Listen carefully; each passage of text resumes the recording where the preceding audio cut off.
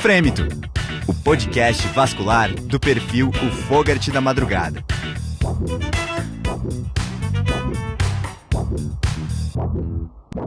Bem-vindos de volta ao Frêmito, o podcast vascular do perfil do Fogart da Madrugada. Eu sou o Arthur Curtarelli e compondo a equipe do Fogart estão comigo o Luiz Eduardo e o Fábio Goldbach. E nesse episódio nós vamos falar sobre embolização de artérias uterinas, tratamento endovascular de miomas. E para conversar com o time, nós trouxemos o Dr. Sérgio Belzac, que é formado, doutorado e pós-doutorado pelo Hospital de Clínicas da USP, coordenador dos cursos IAPACE, EAI e autor de inúmeros livros da área. Na verdade são 9, né, Dr. Sérgio? Isso mesmo, são 9. Mas tem mais coisa por vir. Tem mais por vir aí. Seja bem-vindo ao Frêmito Podcast. É uma honra para mim. Obrigado. Luiz Eduardo, seja muito bem-vindo. Quantos livros você já leu dele? Dos 9? Dos 9. Uns 2. Você tem pocket livro, doutor? Bom, se o Bizu, se você considera ele como pocket... pode ser, eu é acho verdade. que O Dr. Sérgio tem que começar o audiolivro pro Luiz começar a acompanhar, entendeu?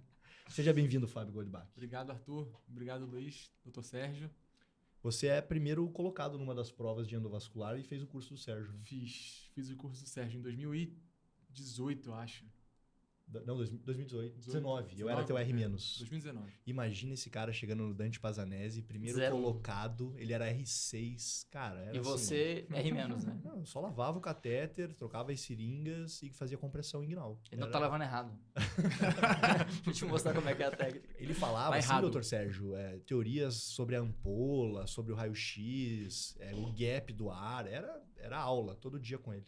Mas eu acho que o advento do curso me fez estudar coisas que geralmente eu não estudaria. Então, física realmente hoje em dia é um negócio que... Cara, mas era assim, eu estudei muito naquele ano. Era o livro do Lobato, acho que ainda é. E fiz o curso. Já tô estudando o ano inteiro, vou deixar de fazer o curso. Cara, me ajudou, porque física e todos esses conceitos, assim, na véspera, tem coisa que você esquece, né? Não tem como. Tem uma coisa que me dá muito orgulho. Foi 2019. Em 2019 a gente teve 97% de aprovação na primeira fase. Cara, é uma coisa... Foi surreal. Quem que é esse bom. guerreiro que não aprovou? Quem que é o desse chamar esse cara? 3%? São duas pessoas nesse ano, tinha muita gente, né? E 2 não passaram, por isso deu 97%. E um deles me ligou e falou, cara, eu tô me sentindo o último, porque eu não passei. Eu falei, cara, fica tranquilo. Você não tá se sentindo... Fica tranquilo, tem mais um. Você é o penúltimo, não foi tão último. Mas ele vai assim. passar no outro ano, isso aí é assim mesmo. Não, e já passou. Já Já passou.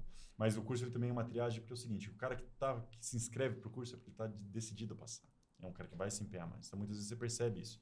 Que lá no curso ninguém tava brincadeira. Pô, o cara investiu, o cara tá lá, o cara tá estudando. Então, não é paraquedista. Cara, você acha que para prestar esse título o cara tem que ter feito o R5? Ou você acha que o cara fez um R... É que tem alguns critérios da SPSD, Eu acho que a né? segunda fase faz diferença você ter noção. Então, Na talvez prática, para a primeira fase... Mas pega os como que livros, é hoje para você fazer a prova? Você tem que ter feito residência de endo? Ou você Tem alguns pode critérios ter lá, feito né? Não, só tem vascular? critérios que permite quem tiver uma formação adequada, com 2 anos pelo Entendi. médio, né, que pode fazer sem ter a prova Sem de ter a vascular prova. previamente. Bom, Tem vou alguns aproveitar exemplos. o gancho e falar do patrocinador aqui. Então, para você que vai prestar a prova de título de especialista em angiologia, cirurgia vascular, ecografia vascular com Doppler ou cirurgia endovascular, confira o material preparatório do curso Bizu no YouTube, Instagram e pelo www.cursobizu.com.br. E aí vem aí o curso Bizu de endovascular, né, doutor Sérgio? É isso que eu falava, deixa eu aproveitar o gancho também. Exatamente, ano que vem essa parceria aí que veio para ficar, vai ter então extensivo endovascular online e intensivo presencial nas vésperas da prova. Então a gente continua com a receita nossa aqui, graças a Deus, de sucesso, e aumenta mais ainda a chance de sucesso entrando em parceria com o pessoal do Bizu. Cara, tem uma porcentagem dos alunos do curso Bizu de angiologia e cirurgia vascular que faz para atualização. Tipo, não sei nada de linfático, eu estou muitos anos fora. Você acha que o curso de endo ajuda para atualização também? Eu acho que ajuda sim, principalmente o extensivo, né? Porque é muito maçante o intensivo na véspera, é muita informação de uma vez só, impacto, conhecimento que talvez não... Mas o extensivo, ainda mais esse online, que a pessoa pode ver aos poucos, eu acho que é uma excelente estratégia. Bom, a gente vai começar a falar de mioma e inúmeros conceitos técnicos aqui, mas antes eu queria que você falasse um pouco desse livro que está na mesa aqui, ó. Para você que está escutando pelo Spotify, a gente está com o mais novo livro. Esse é o mais novo, né? Esse é o mais novo. É que também são tantos. Mais novo livro de autoria do Dr. Sérgio, inúmeros colaboradores. Então dá uma olhadinha depois no YouTube para você ver a capa que ficou lindíssimo aqui. Fala aí para nós, Dr. Sérgio. Eu Assim, claro, tem um viés porque eu me dediquei muito a ele, mas para mim, isso aí é uma obra-prima pelo seguinte, porque a gente conseguiu fugir daquelas revisões literárias extensas. Então, é fluxograma, ilustração, é o passo a passo, e focado em endovascular. Então, porque para a pessoa estudar e para a prova de endovascular, tem que ficar separando o que é vascular e o que é endovascular, porque são vários volumes do livro, então aqui a gente tem um conceito que é focado para endovascular. Então, na minha opinião, é um excelente livro para quem quer fazer endovascular. Pegar ele Essa é a segunda edição. segunda edição. O que tem de novidade? Então, a primeira coisa assim, toda vez que você vê a segunda edição do livro, você já tem que ficar feliz, porque é sinal que fez Se tem a sucesso. segunda, porque a Quer primeira dizer foi que bem. esgotou a primeira edição. Toda vez que esgota uma primeira edição, tem duas opções. Fazer uma nova tiragem, imprimir, né? Livros técnicos, como regra geral, é de 1.000 a 1.500 livros. Ou fazer uma segunda edição. Quando faz uma segunda edição? Quando tem coisa para atualizar. E tem coisa que atualiza mais que cirurgia endovascular? Não tem, né? Então, tanto de coisa nova que tem aqui que não tem no anterior é impressionante. Tem capítulo de mioma? Tem capítulo de mioma, tem capítulo de embolização prostática, tem a parte de física, né? Parte de materiais está maravilhosa, as ilustrações são muito boas, né? A gente capricha nisso porque eu gosto, né? Para você fixar o conteúdo, né? E não tem rodeios. Então, realmente, se você pegar mais que 2 parágrafos seguidos fazendo revisão literária, é exceção. A grande maioria já é consensual, então realmente está muito atualizado, né? As novas endopróteses estão todas aí. Né? Não, fora o que é bonita essa capa. Né? Você viu que a gente acertou, inclusive, na cor, né? Tá me lembrando, Tá todo mundo de preto. Tem um stent, que eu não vou falar o nome, que é recoberto em droga, que tem uma capa preta, bonita, que dá vontade de usar só pela capa. Esse livro é a mesma coisa. Dá vontade de ler só pela capa. Olha que interessante, né? O Fábio Rubio, que é meu amigo pessoal, dos 9 livros, eu acho que 7 são com ele. Quando ele lançou o livro de Filebologia Estética com o Felipe Coelho, eu falei, nossa, que negócio legal, isso dá para você cromar na capa, né? Aí eu liguei Aquele preto também, né? Exato. É bonito. Aí eu liguei para ele quando estava na hora de fazer a capa. Eu sempre sou ansioso, quero fazer a capa logo. Ele só faz a capa quando está pronto. E aí, na hora que ficou pronto mesmo, eu falei, Fábio, eu tive uma ideia. Vê o que você acha. E se a gente cromasse um stent e colocasse na capa? Ele falou, cara, você acredita que eu pensei a mesma coisa? Pronto. Pô, então a ideia é boa. Porque eles têm uma visão comercial muito melhor que a nossa, né? Quer ver um detalhe? O Bizu, né? Coleção Bizu. Primeira vez que ele falou assim, vamos chamar Bizu o livro. Eu pensei, Bizu, será que isso vai dar certo? Ele falou, confia em mim. Você vai ver que Bizu arrebenta. O Bizu de enfermagem deles, assim, tiragem de 15, 20 mil livros. Então é um sucesso absoluto. Tem Bizu de qualquer coisa que você imagina. Bizu vem da gíria militar? Bizu vem da gíria militar. Eu Exato. conhecia Bizu já militar também. sabe isso, Bizu. né? Oh. A gente tem até os documentos originais, né? Bizu de matemática, de coisas de conhecimento. Não, e assim, e aí tem um coautor aqui, Luiz, fantástico. Um cara que Médico. escreveu um capítulo... Cara, bom. Não, Cara, esse eu compraria o livro Zero só um, por esse zero um. capítulo. O que você escreveu aqui, Fábio? Cara, eu fui coautor num capítulo de Síndrome Aórtica Aguda. Que legal. Foi muito legal escrever com o Dr. André Stensor. E tem novidade no teu capítulo, não Tem muita novidade. Não, de verdade mesmo. Tem Tem muita classificação novidade. Tem classificação nova da e SVS. As ilustrações das classificações novas. Sim. Poxa vida, aí fica muito didático para o cara ver. Entendeu? Eu acho que isso é um diferencial enorme. E onde é que compra isso daí, doutor? Várias opções, eu acho que é mais fácil, www.rubio.com.br, você já compra direto do site da editora. Massa. Legal. Legal demais. Então fica aí a dica para todo mundo que está escutando comprar um novo livro do Dr. Sérgio. Já o gancho do outro merchan, a gente tem o nosso curso extensivo de endovascular que eu ia passe, é o material didático do curso. Então, os alunos do curso extensivo, ele tem acesso a esse livro. Bom, a gente falou um pouco do teu currículo aqui, doutor, na entrada, e é muito extenso para colocar aqui no podcast, mas fala um pouquinho da tua jornada de formação, onde você formou cirurgião. A gente sabe do peso da sua família nisso tudo, né? E pós-residência, como é que foi tua formação? Então, pós-residência, eu entendi que eu queria arterial e endovascular para mim. Então, a gente começou a pegar serviço do SUS e se dedicar bastante à parte arterial e endovascular. Eu fiz um fellow no Henri Mondor, na França, fiquei 3 meses. E ali eu entendi até onde dava para chegar, né? Imagino que vocês também ocuparam serviços de excelência. Lá tinha 3 salas, uma só de aneurisma, uma só de angioplastia e uma de radiointervenção. 3 hemodinâmicas, não 3 salas. E daí tinha a sala que para varizes e tal, que era do centro cirúrgico. E ali eu vi o volume absurdo e até onde dava para chegar de qualidade. E daí eu voltei de lá para cá com essa intenção de me aprimorar nisso. E a gente acabou conhecendo aí vários players importantes no mercado de endovascular e acabei tendo contato a várias coisas, entre elas a embolização de mioma, que é o nosso foco aqui. Então, a embolização de mioma, por que eu acho uma das minhas grandes paixões da especialidade? Porque tecnicamente não é tão elaborado de fazer. Os materiais hoje em dia, né? Se você consegue pegar sem gambiarra, né? Eu acho que nós vamos falar sobre os materiais. Se você usar sempre o mesmo ali, aqueles que sempre dão certo, eu acho o sucesso muito grande. Então eu não cedo pro convênio. Eu acabo forçando porque eu sei que Hoje em dia a gente faz muito rápido. E a taxa de complicação é baixa com um resultado excelente. Quer coisa melhor que isso? Então, procedimento que não é tão elaborado, geralmente evolui super bem e complica pouco. Então, a gente fica muito contente e, graças a Deus, está fazendo cada vez mais. Você viu embolização de mioma na França? Não, na França não, mas ao voltar para cá, no Brigadeiro, Hospital Brigadeiro, na época que a gente trabalhava no esquema de SUS, a gente viu algumas.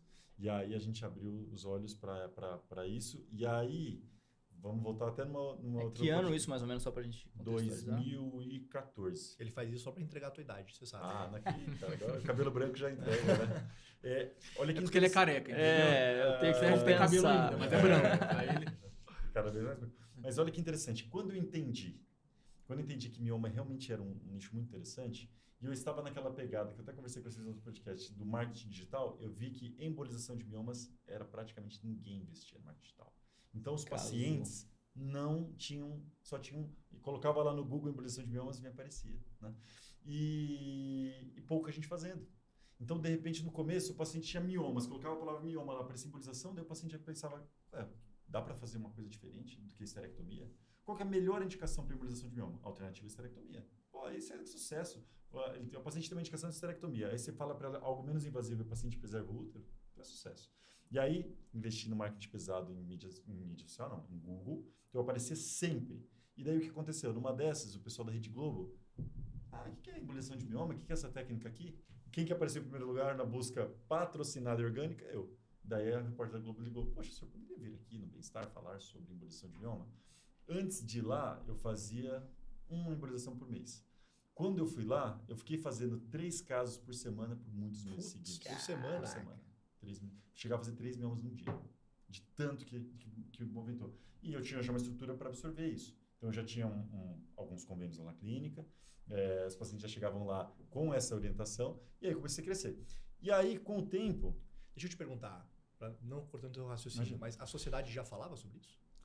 A Sociedade Vascular sempre falou pouco de embolização de mioma. Hoje em dia que você começa a ver posts sobre embolização, o pessoal entendeu que, poxa vida, a gente tem tanta expertise para mexer com catéter e fazer embolização, para outras coisas, por que não nos miomas? Né? E a gente, inclusive, resolve nossas complicações. Então, hoje em dia, a cirurgia vascular está abrindo os olhos para isso. Mas naquela época não tinha quase ninguém. Então, eu estava o conceito do oceano azul. Né? Sem dúvida. Se quase ninguém fazia marketing digital, né? Os ginecos indicavam um pouco. E eu estava no Google, então, poxa vida, acabou operando muito em mim. E aí eu fui num programa de televisão de alto impacto e o público geral, ele te julga. Você apareceu num programa desse e fala assim, nossa, ele deve fazer muito bem, por isso chamaram ele.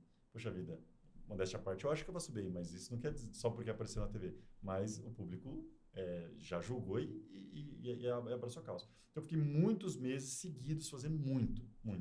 Eu poderia dizer para vocês que um ano eu fiz, sei lá, uns 100 casos, de tanto que eu fiz. E aí, depois disso, os próprios ginecos começaram a entender que, poxa vida, é realmente uma opção. E daí começaram a me mandar. Então, daí, de repente, a minha via, que era exclusivamente da internet, começou a já se dividir. Então, alguns ginecos começaram a me mandar e a outra metade continuava vindo da internet. Hoje em dia, eu diria para você que praticamente 80% dos pacientes, ou indicação de outro paciente, ou de um ginecologista. Então, hoje em dia, eu já não dependo mais desse marketing digital. Quem que escolhe o paciente que é candidato para a embolização? Paciente, quando vem indicado, eu entendo, mas quando vem da internet, quando vem de um amigo... Então, olha que interessante. E aí tem uma estratégia de business, né? Na hora que chegava, por exemplo, um paciente com um mioma único, que facilmente vai ser retirado por laparoscopia, eu não embolizo. Só que daí eu comecei a focar em alguns ginecologistas específicos. Para quê? Com a intenção de ter uma dupla via. Então, o caso da senhora é um mioma subseroso pediculado, ou seja, isso aí se embolizava aqui na cavidade. Daí eu falava, olha, eu vou te encaminhar para o ginecologista que opera isso por vídeo, por laparoscopia. E daí comecei a mandar sempre para os mesmos. Você já triava e mandava também. E até cheguei a observar bons médicos que tinham os convênios que eu trabalhava. Então, já tá com essa intenção de ter essa... E aí eles começaram a mandar também. O paciente quer preservar o útero. E daí já vem aquela cartinha. Caminha o paciente para avaliação da possibilidade de embolização. Quando ele manda, geralmente tem indicação. E aí você já manda para o convênio a própria cartinha do ginecologista. Porque daí o pessoal do convênio... Mas é uma pergunta, assim, um pouco mais adiante. É possível o cirurgião vascular indicar a embolização sem que o paciente tenha passado Com certeza. pelo Nesse ginecologista? começo era a grande maioria. E aí com os bons resultados, poxa vida, o paciente voltava para mim e falava assim, doutor, olha, eu tô maravilhoso, mas eu tenho que trocar de gineco, porque meu gineco não estava aprovando eu fazer isso. E aí ele troca de gineco. Poxa, tudo bem, a gente conseguiu, não é? Tá, aproveita esse gancho já, então, doutor, e fala para nós quem é o paciente candidato e quem que é o paciente não candidato em relação ao próprio Indicação, miomatose. Perfeito. Melhor indicação alternativa à esterectomia. Aí é a receita do sucesso. Porque se o paciente só tinha outra opção que era tirar o útero, aí você vai. Qual paciente responde bem? A taxa de sucesso para controle de metrorragia é em torno de 90%. Então, o paciente que sangra muito, tanto do período menstrual ou fora, com volume, esse paciente com embolização tem em torno de 90% de sucesso. Então, essa é a melhor indicação, do ponto de vista de sintomas. Outra possível indicação, cólica. Então, o paciente que tem muita dismenorreia tem uma boa resposta. A terceira indicação, crescimento. Está acompanhando, fazendo bloqueio hormonal com o gineco ou não fazendo, porque não consegue, e os miomas estão crescendo, o útero está aumentando. Se você não fizer nada, isso aí vai virar um ponto que vão acabar indicando esterectomia. Então, a embolização consegue controlar esse crescimento, né? Aí, a outra indicação, que é a que eu menos gosto, é gestação. Vontade gestacional. Porque acontece? A paciente não consegue engravidar por múltiplos fatores. E ela põe toda a responsabilidade naquele mioma que está lá, que às vezes nem tem nada a ver, às vezes não é ele. Quando que o mioma atrapalha a gestação, ou possível gestação? Se ele estiver fechando trompa, se ele estiver deformando a cavidade. Caso contrário, se tiver uma laranja para fora, não tem problema. Veja, um útero normal ele tem até uns 150 centímetros cúbicos. Eu tenho um paciente com útero de 500 que engravidou e teve filho. Então, ele tinha bastante mioma? Tinha, mas não estava deformando cavidade, não estava lá, continuou lá, né? Agora, então, o paciente que quer engravidar e ela te procura para você embolizar e depois ela não consegue, então esse é o caso que eu acho mais elaborado, eu converso muito com o paciente. E em relação ao formato do mioma, se ele é subseroso, se A ele é localização reticulado? anatomônica. Eles têm uma classificação específica disso, na lá. verdade, Então, tem. então, o mioma ele pode ser Tá submucoso, intramural e subseroso. O submucoso, como regra geral, como ele está para dentro da cavidade, ele é o que mais sangra, né? E a gente tem que lembrar quando vai embolizar que até às vezes pare o mioma. Eu tenho um caso que eu achei maravilhoso, que a paciente assustou muito, porque ela pariu o mioma, e as pacientes mandam uma foto, inclusive, né? Eu estou em casa depois de... Dá um nome. Exato, exato. Mas ela pariu o mioma, para mim é um caso 100%, porque você faz a ressonância dela hoje não tem Puta, eu achei que isso era coisa de livro, cara. Não, Parir mioma. pariu o mioma. Então, se ele tiver muito submucoso para dentro, ele tem essa chance, você conversa com a paciente. Tem um mioma, então, intramural, que geralmente dá mais dismenorreia, porque dá cólica, contrai, outra contrai. E daí tem o subseroso, que esse acaba comprimindo a estrutura adjacente. O paciente fala, doutor, eu tenho muita perda de urina, eu tenho muita urgência miccional. Às vezes é um subseroso que está para frente batendo. Só que se ele for subseroso e for pediculado, aí esse caso que não é para embolizar. É esse que daí vai complicar, porque ele pode necrosar o pedículo, sair esse mioma para dentro da cavidade, aí virar um problema, aí tem que abrir a barriga e tal. E da mesma forma, o submucoso pediculado, por estereoscopia ele tira o ginecologista, então não tem por que você indicar, né? Então, é isso que eu falei, é que na grande maioria dos pacientes vêm com múltiplos miomas. Se o gineco fala para o paciente, eu acho que tem chance de você perder o útero na minha laparoscopia e tal, eu falo, não, então vamos embolizar. Porque eu nunca vi. Se você olhar no livro, você vê que tem descrições, mas eu nunca vi alguém perder o útero embolizando. Então, eu falo para o paciente, não, então a nossa chance está comigo aqui. Vamos lá, vamos embolizar. E aí você vai conversando com o gineco. Se você acompanhar junto, é o melhor dos cenários, né? Qual que é o exame que você usa para avaliar?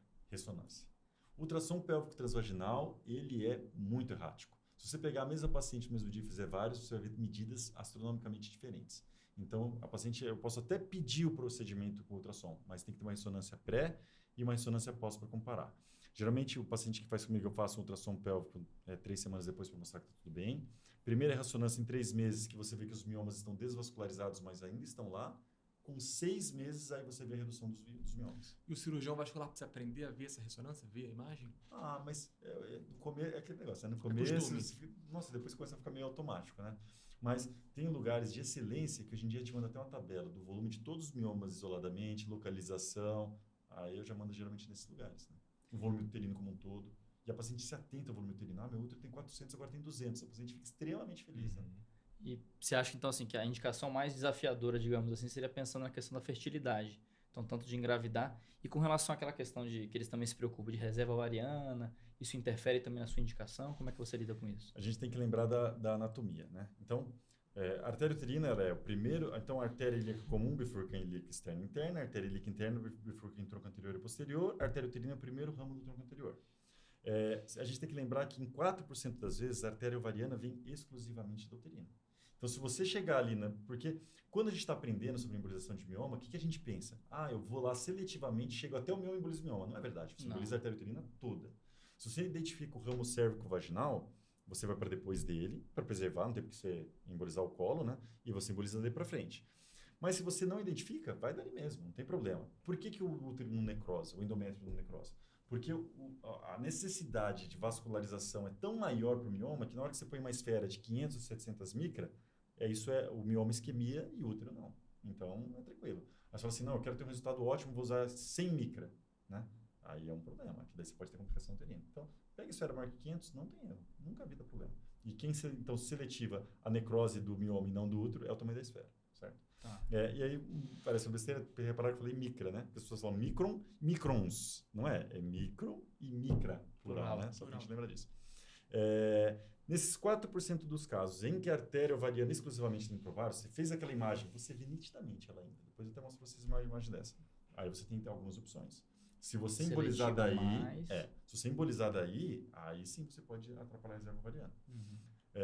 Então seria uma questão técnica. Até mais do que... Técnica. Aí você fala assim, mas tem escape para o ovário? Tem, mas como regra geral, os pacientes a gente acompanha e tem estudo inclusive da Escola Paulista, que mostra discretíssima alteração. Porque às vezes o ginecologista fala para o paciente, não, faz menopausa precoce e tal. Então se você tiver um ginecologista do seu lado, ele faz todo esse acompanhamento hormonal para mostrar que não tem. Né? Não tem. Né? Se você então viu a artéria ovariana, 3 coisas a fazer. Uma é o que você falou, vai mais para frente, seletiva mais para frente, emboliza dali para frente. Outra opção, coloca uma mola na origem da artéria ovariana, isso já fiz algumas vezes, que daí a circulação colateral segura o ovário, daí você emboliza com vontade, porque a mola segurou. Né? Outra opção é aborta a missão. Eu não vou embolizar porque isso aqui vai me dar problema. Mas digo mais, olha que como essa embolização ovariana, ela geralmente dá pouca repercussão. Em torno de 5% dos casos, você não vê artéria uterina. Por que quando a gente vai começar a embolização uterina, a gente faz uma ortografia? Porque às vezes a artéria ovariana saindo da horta lá em L3, é ela que vai lá para o útero. E aí, ou seja, está indo para o ovário também. Né? E aí você emboliza dali. A recomendação é embolizar dali. E mesmo esses pacientes que a gente embolizou ali de cima, uma artéria que também está indo para o ovário, a gente vê que não tem repercussão. Então, na minha opinião, essa não é uma preocupação. Legal. Mas, aí pensa assim, se a paciente tem um mioma no útero e ela quer engravidar, se você tem estudo que mostra que se você tirar esse mioma por laparoscopia, a taxa de fertilidade é maior do que você embolizar. De infertilidade. De infertilidade. Ou seja, então se você embolizar um útero sadio, você altera a vascularização, você altera a fertilidade do paciente. Se ela só tem um mioma, é melhor por laparoscopia tirar. Só que o problema é que o paciente tem 4 ou 5 miomas, a opção que esses miomas estão deformando a cavidade, a chance que ela tem é embolizar. Olha, essa conversa tem direto com os pacientes. Eu explico tudo isso para ela e para o gineco. Sérgio, eu já vi colega muito preocupado em relação ao volume do útero. Úteros muito grandes, com muitos miomas. Indicação formal de realizar, mas o cara fala, puta, esse útero é gigante, vale a pena eu embolizar? Tem alguma diretriz para isso? Tem diretriz a tal da DUT, né, que são as diretrizes para indicação, eles preconizam que mioma maior que 10 centímetros e útero maior que 1000 não deve se embolizar. Então, o auditor do convênio usa isso a seu favor. Ele fala, opa, esse útero aqui tem 1.100, desculpa, não vai dar para autorizar. Eu bato o pé. Porque, poxa, eu tenho casos assim, útero de 2.600, baixou para 1.000. Né? Estatisticamente, o útero reduz em torno de 50% a 60% do seu volume com a embolização. E, estatisticamente, os miomas reduzem de 40% a 50%. Então, eu bato o pé e vou. Com 2.600. Tem uma paciente, inclusive, que ela tinha um útero de 1.400, a gente embolizou, baixou para 700, ela teve um filho. E aí, o pior que a vida é assim, né? Dela voltou para a clínica e falou, agora eu quero ter outro. Poxa vida. Quer ganhar na Mega Sena 2 vezes. Exato. Mas, então, realmente, eu entendo que a taxa de complicação possivelmente é maior, né? Por questões de infecção e afins, mas o resultado é maravilhoso. E existe downsizing do tamanho do mioma para depois ir para a cirurgia? É uma possibilidade, sim. Veja, então a gente tem até a tese de mestrado da Natália, que a gente acompanhou muitos casos. Né? Desses, teve uma paciente que tinha útero de 2.200, que tinha uma indicação de fazer laparotomia mediana para tirar o útero. A gente embolizou, ela ainda estava com o útero aumentado, estava em torno de 1.000, aí tirou para o Fanestil. Então, se você parar para pensar, eu fiz um... Ou às vezes já resolveu tanto problema que nem precisa mais da cirurgia. Resolveu a clínica, né? Em termos de sintomatologia, principalmente. Isso acontece. Mas esse paciente que não, ela ganhou um Fanestil ao invés de uma laparotomia mediana, então teve um grande benefício. Legal. Vamos falar do procedimento em si? Primeiro o pré, né? Queria que você falasse um pouco do pré e pós também, ou depois a gente fala do pós, mas pelo menos do pré-operatório, qual que são Chegou o paciente, você indicou o que você vai fazer de preparar ainda ressonância, né? Alinhar a expectativa. Alinhar a expectativa. Né? Se ela quer engravidar, você tem que explicar. Se ela quer 100% de certeza absoluta, não dá, você pode mostrar estatística. Inclusive, é legal como a gente tem bastante casos, eu mostro a minha estatística. Então, eu abro uma tabela. Falo, olha, 80%, 90% dos pacientes resolveram sangramento. 70%, 85% resolveram dismenorreia. Dessas pacientes que queriam engravidar, 3 de, sabe? A gente mostra quantos engravidaram, que não é tanto assim. Então, ali é a expectativa. Daí eu peço. E olha que interessante. A gente sabendo dessa logística dos convênios, a primeira coisa que eu combino com o paciente, nós vamos entrar com o pedido. Ponto. Porque vai demorar 21 dias úteis para o convênio responder. Enquanto Pra isso, falar ela que vai não, né? pensando, pra gente brigar. Pra falar que é pra exato. começar a briga. Mas você Pra imagina se começar. ela for fazer todos os exames pré-operatórios, for voltar depois, sei lá, vamos pedir? Poxa, Já você perdeu dá tanto- 2 então, meses, né? Então eu já falo assim, ó, nós vamos fazer o seguinte, nós vamos criar um grupo de WhatsApp, eu, você e as minhas funcionárias, e nós vamos já começar a trocar informação. Ela já vai pegar esse seu exame inicial, que, por exemplo, pode ser um ultrassom para você pedir. Ele é péssimo para você acompanhar e tal, mas para você pedir, para você provar para o convênio que ela tem, ela já pega o ultrassom, já pede. Pede exames laboratoriais pré-operatórios gerais, né? Aí eu faço uma cartinha pro gineco e falo, olha, eu acho que é um bom caso. Pede um beta-HCG também, né? Com certeza. Já está na minha rotina pré-operatória, né? E a gente tem a vantagem da nossa clínica que o paciente colhe o exame lá. Então já está junto do beta-HCG, hepatite, todas essas coisas. E aí a paciente, então, já está rolando o processo e a paciente está confortável. Ela sabe que está rolando o processo. Ela vai fazendo os pré-operatórios, conversa com o gineco e aí ela volta com tudo isso pronto e com a ressonância para daí eu falar o que esperar. Então, a outra tem 400, provavelmente vai chegar a 200. Olha, seu sangramento, só vai ficar 2 semanas ainda com meio irregular, tal, mas vai começar a notar essa redução do volume. Os ciclos vão ficar meio atrapalhados por 2 meses, né? Então, olha, não fica ansiosa, porque a paciente ela fala assim, não, eu quero fazer uma ressonância para ver se já sumiu tudo. Não, em 6 meses. O resultado final mesmo, 1 ano. Então, você tem que alinhar com o paciente, olha, fica tranquila. Senão ela chega para o gineco e fala, mostra a ressonância, os miomas estão aqui Não ainda. sumiu nada. É isso, mas tem que falar, não, vai reduzir, tal. E com 3 meses você vê a alteração da coloração, você vê que diminuiu a vascularização, você não vê inclusive que some, né? E depois que sumiu, depois que passou então 6 meses e tal, aí você fala, ó, então o seu útero ainda está aumentado. Você tem algum sintoma? Não. Então tudo bem. Porque às vezes a paciente fala assim, mas ainda estou vendo os miomas, deixa eles lá, vamos ver. Para de olhar. Vem aqui uma vez por ano, fazer ressonância para acompanhar. Eu tenho 3 pacientes que eu embolizei, 3. Mas se você olhar as 3 que elas têm em comum, úteros gigantescos. Úteros gigantescos. A semana eu pedi uma que agora está com 1.000. Ela tinha outro de 2.000. Ela está feliz. E ela já desmistificou o procedimento. Ela falou, pô, é isso mesmo? Então vamos embolizar de novo. Já chega ela se indicando já. Eu falo, não, vamos lá. E curiosamente responde bem. Porque às vezes você fala, não vai, aquela artéria uterina. Você chega lá, a artéria uterina está lá igualzinho. E olha que você embolizou, tipo, com esfera até o limite, né? Então... E a relação com o gineco, assim, antes. Então, eu vou indicar, você faz a cartinha para, né, manter esse...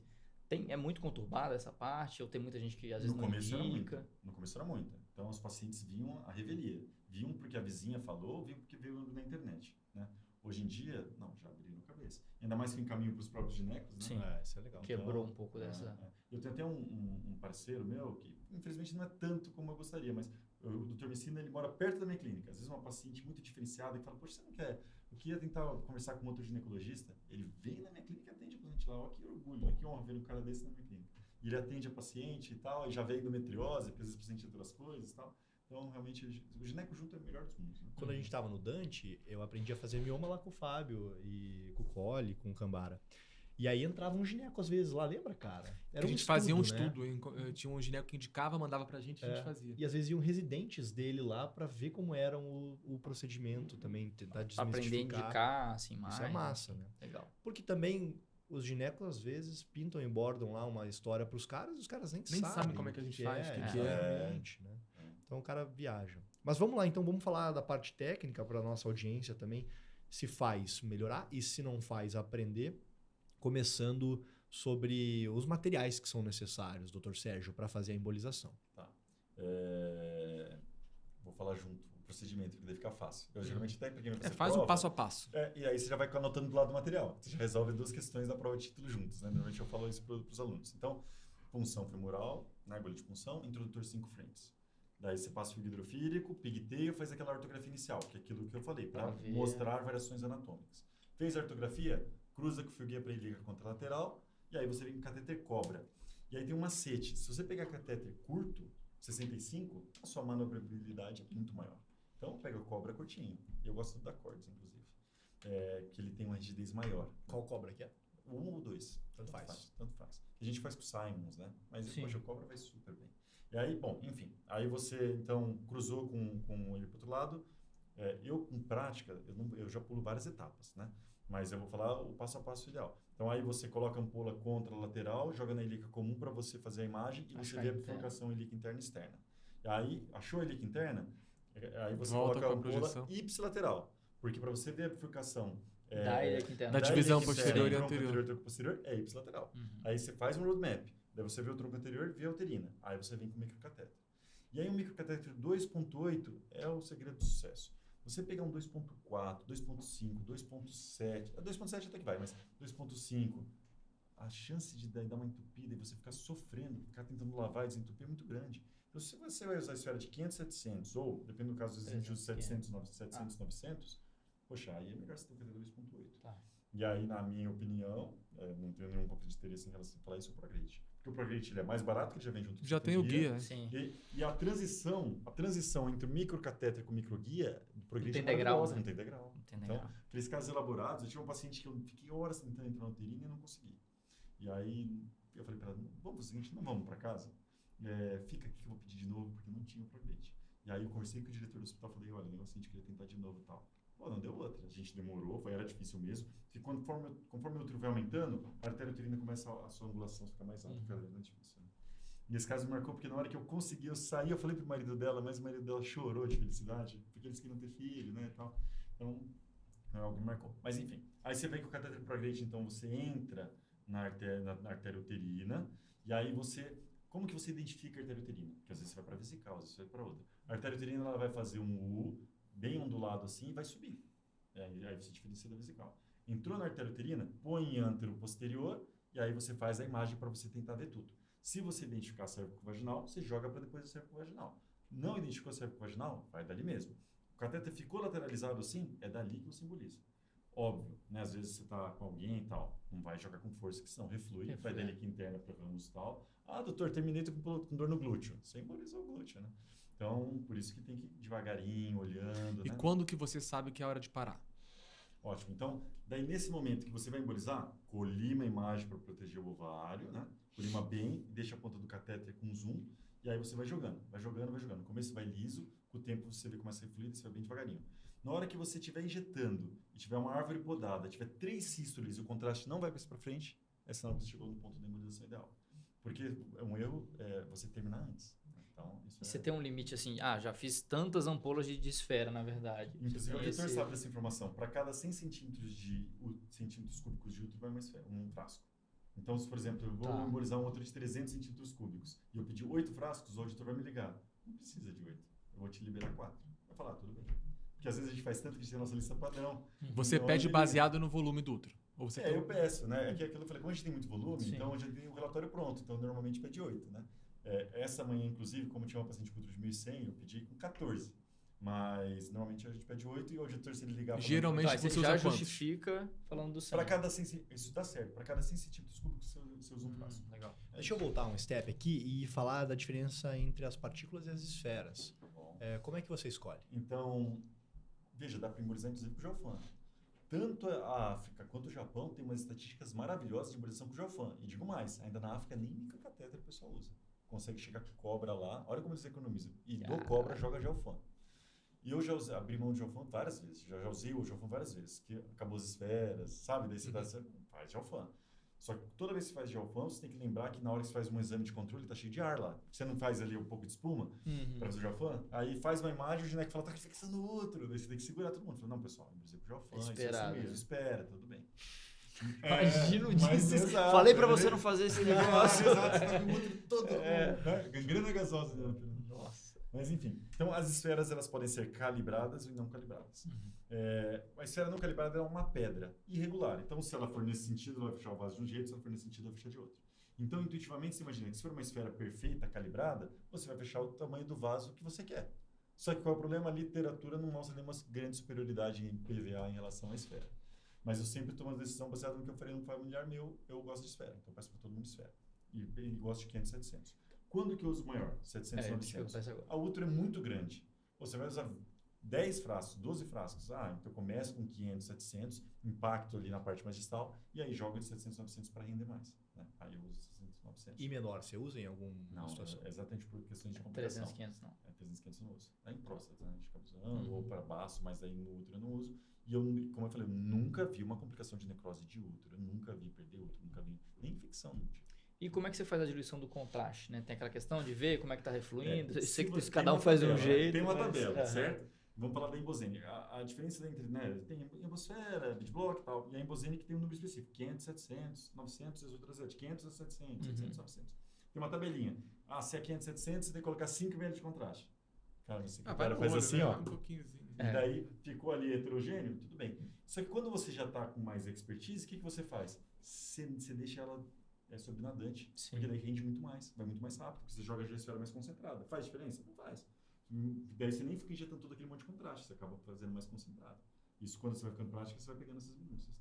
Pegando prática, inclusive, eu nem faço nem direção pola. A gente cruza, vem com cobra, entra na ilíaca interna, vem com microcatéter. E para voltar pro IPSI. Isso, aí tem a famosa manobra de Altman que caiu já as 4 vezes da prova típica. O que é a manobra de Altman? É você transformar um catéter de cateterização anterógrada num catéter de cateterização retrógrada. Você transformar o seu cobra, o seu vert num sinus, o seu KMP.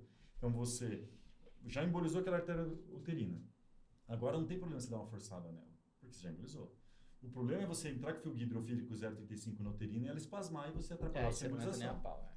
Tem um pessoal que faz embolização e fala, how do we treat spasm? We don't treat, we avoid them. Porque é muito ruim, você atrapalhou o seu procedimento. Então, enfim, mas aí eu já embolizei, eu posso. Aí você dá uma empurrada no cobra, que ele vai bater nessa uterina e vai ancorar. Aí você força e gira para cima. Na hora que ele vai fazer uma alça lá em cima, na horta, e aí você volta injetando. Você não pode... Toda vez que você joga cateter sem fio guia, você tem que lembrar de ir injetando. É igual uma mangueira na parede. Se você estiver jogando água, você nem vai encostar, porque ela protege. Então, vai injetando, vai puxando, gira para o lado da ilíaca interna e entra na ilíaca interna. Né? Conforme você vai ficando melhor na sua alça vai ficando cada vez menor. Cada vez menor. No começo, a sua Vira um alça vai lá na Simonzinho. renal. Ela faz assim, sua alça no começo. Vai lá na renal para entrar aqui. E quando você vai ficando prático, a sua alça fica bem pequenininha. Né? Então, isso é um macete importante. E aí, por que eu gosto do cateter da Cortes? Porque ele não quinca. Às vezes você está pegando um cateter da Merck, que tinha um cateter mais mole, na hora que você faz essa alça, Na faz alça, isso, né? lá em cima dobra. Putz, aí é muito chatinho. Aí você tem que tentar, às vezes, passar o fio guia, retificar e tal, né? Você acha que é fundamental fazer alça? Eu gosto. Você pode ir pro Simons, né, se você quiser. Uma opção que você tem, né? Então, você está com o cobra do outro lado. Então, você põe o fio guia, tira o cobra, põe o Simons, ele já está armado. Porque daí você simplesmente tira o guia, empurra ele para a horta e daí você volta pro Simons. Mas pra se cateterizar cair com lateral. cobra direto na IPSI? Puxar ele, cair e encunhar ele, é isso? Às vezes dá, mas não é todo caso que dá. Eu acho que vai ter uma certa dificuldade. Eu acho que... Com a alça é mais certeza que vai entrar, né? E não é difícil, ele já tá com ele lá, você roda, empurra, acabou. Não é tão difícil, não. Acho que no começo você tem uma certa dificuldade, mas depois não tem mais. Pô, tu errei mais, hein, cara. Não, Aprendeu ele que aí? me ensinou a te fazer isso, né? Você Não é tão difícil, ele deu uma encosta olhada assim. mais no campo.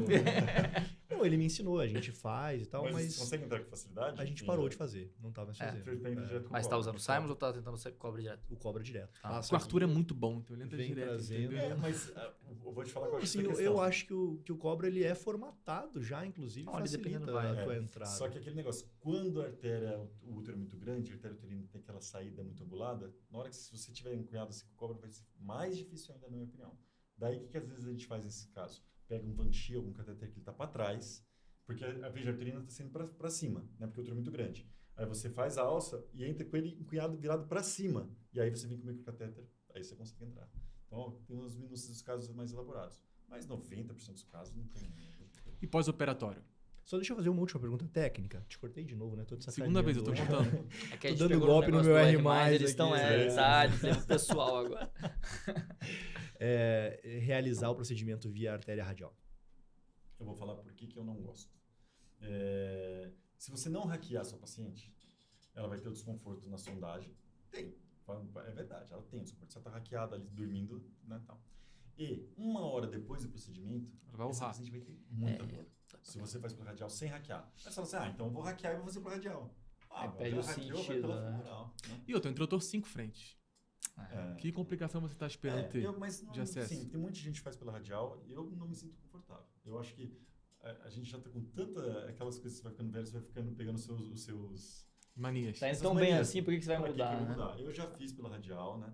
Mas aí, às vezes, uma paciente muito alta, daí também o cateter já não chega, né? Aí outro, você precisa de mais catéter pra cateterizar, pra descer pra E horta. aí, se você funcionar a radial e hackear o paciente, pra mim também não faz muito sentido, né?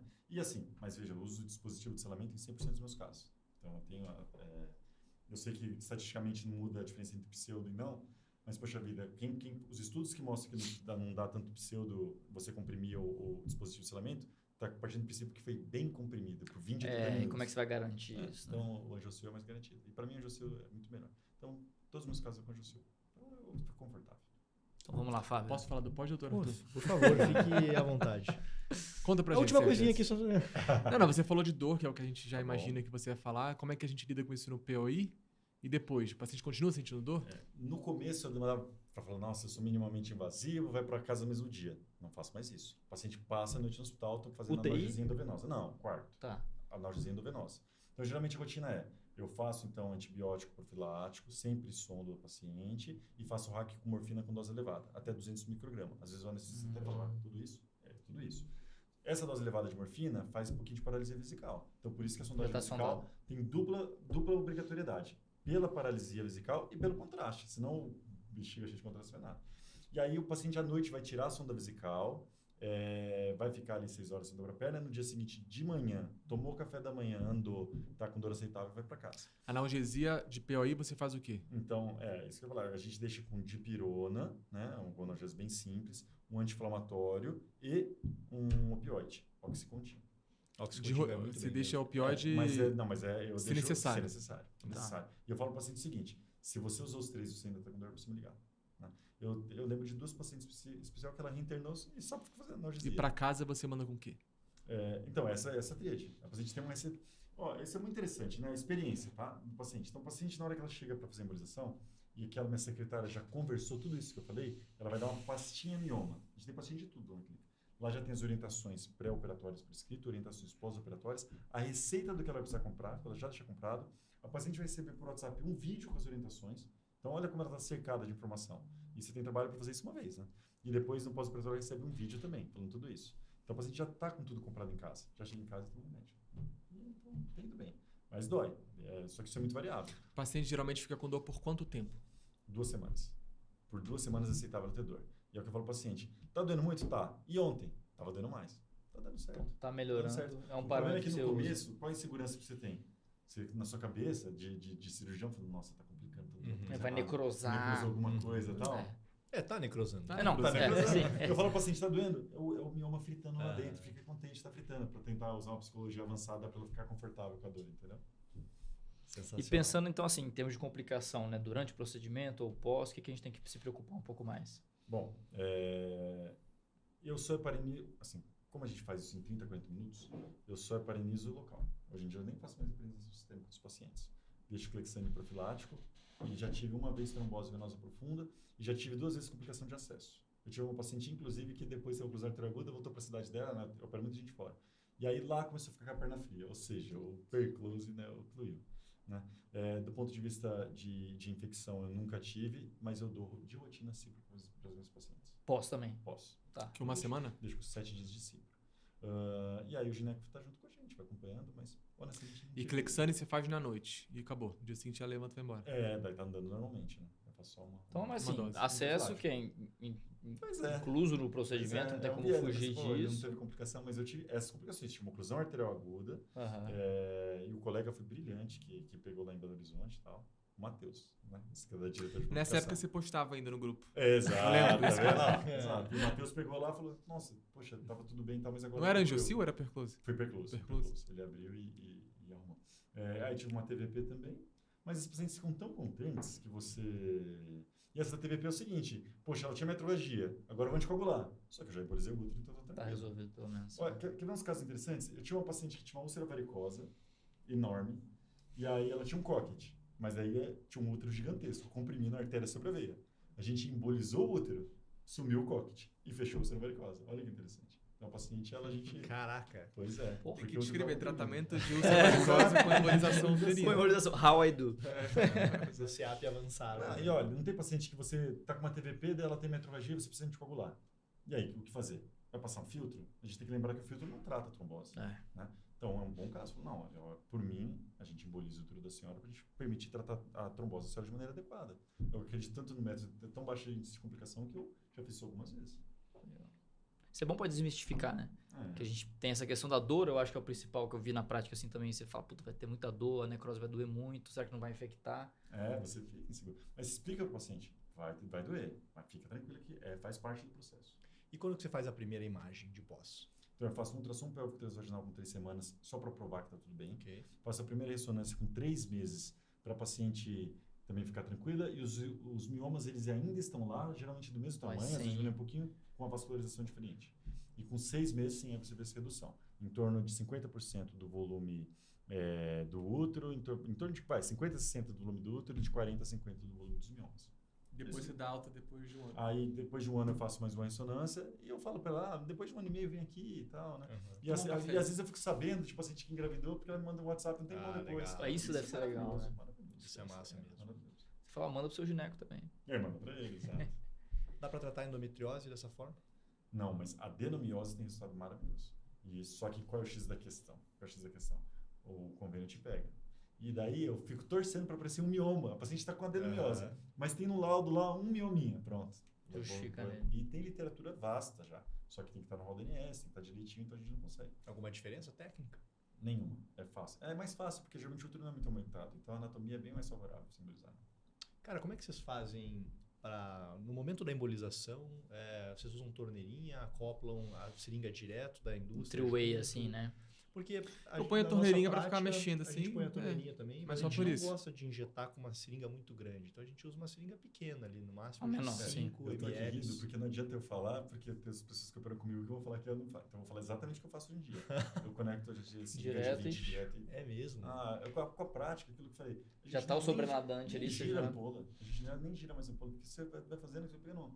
E aí, óbvio, você controla com a mão. Óbvio, a injeção não é tão tranquila, mas, poxa, daí vai super bem, rápido, prático. Daí pega a próxima. E aí fica um tantão aqui de contraste, porque ele estava só sobrenadante. Aham. Aí já pega a próxima e vai. Então, hoje em dia, eu não uso mais torneirinha de 3 vezes. A gente ainda faz. Daí Também. pega uma seringa só de contraste, usa a torneirinha para a própria diluição e depois... E Se vai for injetando na obrigatório, menor. Se tiver com um catéter menor que 2.7.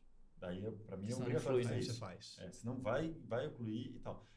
Eu tava fazendo um caso ao vivo, bem nesses dias. Eu cheguei lá para o caso ao vivo, no congresso. E aí não tinha prograde. Aí tinha um cateter de 2.5. Devia ter feito. Eu comecei a fazer, entupiu. Aí vai, meu Deus do céu. Aí seringuinha de 1 ml, aí empurra o fio guia, aí vai. O pessoal é mais tranquilo, viu? Não é tão assim, Exato, não. mas é bem no dia do casal vivo que não tem. Então, Mas sempre é no caso ao vivo que dá sempre problema, né? tem. Sempre é. Cara, tava num CIC uma vez, nunca esqueço, eu era residente ainda. E aí, um colega lá fez um caso ao vivo de aorta e ficou um puta de um leak tipo 1A, assim. Nossa, ficou muito, muito ruim. E aí, pra tentar diminuir o leak, ele tirava o pé da escopia um pouquinho antes, assim, sabe? Jogava o contraste, Sim, tirava sim. o Vamos caminho. Coroa voltar tirou. para a mesa dos moderadores. Mas é ali, né? Devagar um pouquinho, mas é por isso que os posts, a gente tem que ter mais cuidado, porque Sim. às vezes o cara soma uma imagem, às vezes eu fico olhando os posts, né? Somatório de imagens, como que tá clássico. esse design aí, né? Aí tem vários senãos ali que você olha, poxa vida, né? Então, A tem uma internet mente pra manipulação. nós. Exato. Que a doutora passou maus bocados no CIC lá pra tentar resolver. E aí balonava. E... Naquela época nem tinha âncora ainda, era 2017. Acho que não tinha âncora ainda. Enfim, ela também não tinha lá. Resolvia a vida dela lá. A gente está encerrando o assunto de mioma. Deixa eu fazer umas perguntas aqui pro doutor. Como é que você enxerga assim, o futuro da cirurgia vascular nesse mundo de embolização, de minimamente invasivo? A gente tem uns trials novos agora mostrando de volta a cirurgia arterial aberta, né, se colocando no mercado. Você está falando agora de como membro inferior. tudo. Não, como ele enxerga a nossa especialidade. Porque Veja. o que eu vejo assim, né? A gente caminhando cada vez mais para o minimamente invasivo e deixando a cirurgia aberta para lá, né? Eu sou entusiasta da endovascular, então tem um viés nisso. Só que, e vem direto para mim, segunda opinião. Doutor, falaram que, por exemplo, a semana, para fazer uma ponte eu tenho um aneurisma de poplite, um senhorzinho e tal. Me falou, poxa, doutor, falaram para operar aberto. O que o senhor acha? Né? Aí eu falei, naturalmente não tem consenso. Que a literatura fala isso, mas eu vou falar para o senhor o que eu faria se eu fosse meu pai. E aí eu tomo a decisão. E eu sempre tendo a endovascular. Se eu tiver um aneurisma de aorta, por favor, põe uma endoprótese por punção. Então é simples assim. Então eu tomo meu critério para decisão é o que eu faria no meu familiar. Então, a literatura ela tem um pouco de viés de serviços de excelência. Se você olhar a literatura, por exemplo, de endarterectomia carotídea do Chiesa, como é que você vai ter 1% de... então, eles estão num outro serviço, numa outra realidade que não é adaptável. Tem que ser reprodutível, Então, né? como é que você vai tomar sua decisão baseada nessa outra realidade? Né? Claro, a gente pode se espelhar, mas a gente tem que pensar na nossa. E cá entre nós, a cirurgia endovascular, na minha opinião, por favor, não abra e coloque uma O doutor endoprótese. Ricardo falou a mesma coisa para nós, não falou? Quando ele Acho que veio no falou. podcast, falou, não, se Falou. eu tiver, também coloque uma endoprótese. Endoprótese em mim, é Acho que esse é o critério. Eu falo isso pro paciente. Esse do analista palpite é pedir. Ele falou, não, doutor, por favor, põe isso em mim também. Então, a gente vai pedir. E eu acho que a embolização vai cada vez mais aumentar a indicação para emagrecer, né? É embolização bariátrica, poxa vida. Pensando em diminuir a liberação de grelina e hormônio, né? Embolização, o Matheus Picaro está embolizando para dor de joelho, com baitas nos resultados bons. Olha como a embolização vai achando o seu espaço, né? Então, acho que a gente tem que investir. Se o cirurgião vascular quer fazer endovascular, tem que investir nisso aí. A gente vê dessa forma também, nós somos bem entusiastas da endo. Inclusive tem um livro bom de embolização, não tem? Embolizações vasculares, pela editora Rubio. Modéstia à parte, eu chamei só fera. Tem ali o Palupeto, o Tino, o Ronald, um pessoal que tem uma expertise, o Matheus Picado, que tem uma expertise enorme. Uma pergunta técnica. Sérgio só chama autor bom pros livros, entendeu? Exatamente. Por que não usar mola na embolização de mioma? Pelo mesmo princípio que você não usa mola na MAVE.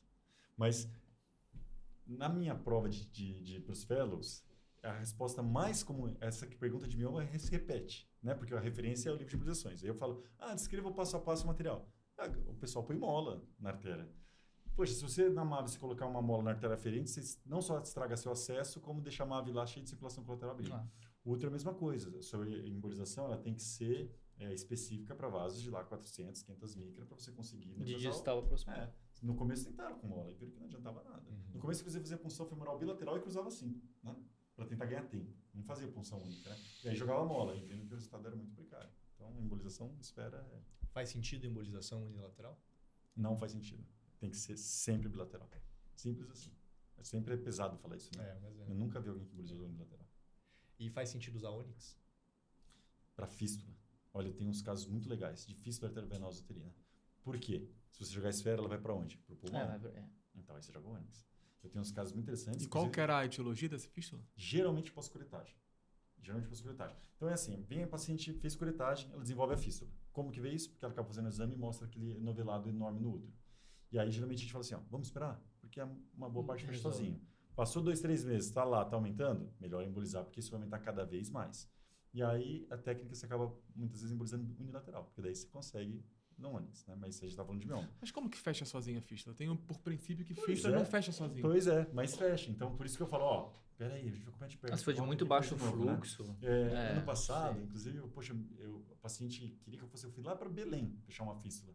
Ela mandou a foto que ela está com o bebê. Ou seja, realmente ela fez a curetagem, perdeu o bebê, fez uma fístula enorme que não está fechando.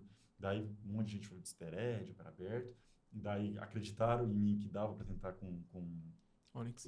A gente foi lá, jogou ônix, agora ela engravidou. Né? Então você conseguiu fechar a fístula e boa. Só que não é tão bonito. Mas aí você tem que ir bem distal, você vai lá. Isso que eu falo, mas não é tão bonito, porque às vezes você jogou lá bem distal, você faz a imagem, tá enchendo essa veia ainda. Daí você acaba puxando e acaba mais aproximar um pouco. Mas honestamente, não vejo grandes problemas não. Só não vai jogar esfera que vai pro pulmão. Inclusive, fica a dica, se a gente falou que é 100 unidades, se a gente falou que é 100 micras um frasco, o útero tinha 400, você já está pro 7º frasco, será que você não tem uma fístula aí, você não está jogando pro pulmão? Tá. Então, melhor você dar uma olhada, porque às vezes deve ter uma fístula lá, você nem está sabendo. Excelente. Sérgio, a gente está chegando no fim do podcast e aí eu vou te pedir para deixar uma mensagem final para os nossos ouvintes. Em relação ao tema, obviamente, embolização das artérias uterinas e também para a galera mais nova e entusiasta da cirurgia endovascular. Bom, para a galera entusiasta de cirurgia endovascular, fica a dica: fazer o curso de APAS extensivo de endovascular, fazer o curso BISU de endovascular extensivo do ano que vem e o curso preparatório intensivo também ano que vem. Invista em embolização de mioma, é uma doença altamente prevalente. Então, a gente tem a varizes que é altamente prevalente, mioma, 30% das mulheres têm mioma. Então, estatisticamente, da mesma forma que embolização prostática, que isso é uma outra conversa para outro momento, mas são doenças altamente prevalentes. Então, estatisticamente, tem muita mulher aí com mioma com uma boa indicação de embolização e ela nem sabe que tem. Então, acho que vale a pena investir nisso. E, tecnicamente, não é tão difícil. Acho que estamos à disposição, inclusive, para ajudar a treinar a galera. Se quiser aprender na prática, dá para te procurar? Dá, com certeza. O pessoal do curso do IAPAS, eles acabam tendo acesso a essas coisas. Bacana. Sensacional. Bom, para quem não segue o Sérgio ainda no Instagram, então é @belczak, né? É BELCZAK. É isso aí. Para quem se confunde. E o @curso bizu. Pra quem eu se confundi. Para quem se confundir agora. Isso é minha rotina. Sabe que na hora de escrever o roteiro também... Eu já vi isso depois escrito de todas as maneiras que você imaginar, corrigir. né? Com Q, com 2K. Tem um C, onde é que é o C, Exato. né? Aí fica lá jogando. Não, eu normalmente escrevo Belczak, daí ponho CK junto. no final. Mas Com a minha dislexia também, né? Luiz Eduardo, mensagem final para os nossos ouvintes? Bom, acho que é bom desmistificar esse tema, acho que é interessante e bater bastante nessa questão do relacionamento com os outros médicos, as outras equipes, né? Se for ginecologia, eu acho que seria uma parceria aí interessante, só que quem tem a ganhar é o paciente. Tem essa demanda lá em Brasília? Cara, tem, não sei como é que é exatamente, assim, o N, digamos, mas já entrei em alguns casos, já fizemos um pouquinho e eu acho que é muito benéfico. Meu professor aqui, Fábio, me ensinou a embolizar miomas. Cara, é um tema muito interessante e que tem só a crescer. Então, acho que valeu muito essa conversa. Acho que o pessoal vai aprender muito. Queria agradecer a presença do Sérgio. A gente adora ele. Eu tenho um dos meus empregos, eu tenho por causa do Sérgio. Agradecer publicamente. Que isso. Legal. Chega ao fim mais um episódio do Frêmito, o podcast vascular do Fogart da Madrugada. Compartilha com a gente onde você está escutando o podcast Frêmito e as suas imagens cirúrgicas no nosso perfil do Instagram. A gente se encontra no próximo episódio. Até mais. Frêmito, o podcast vascular do perfil O Fogart da Madrugada.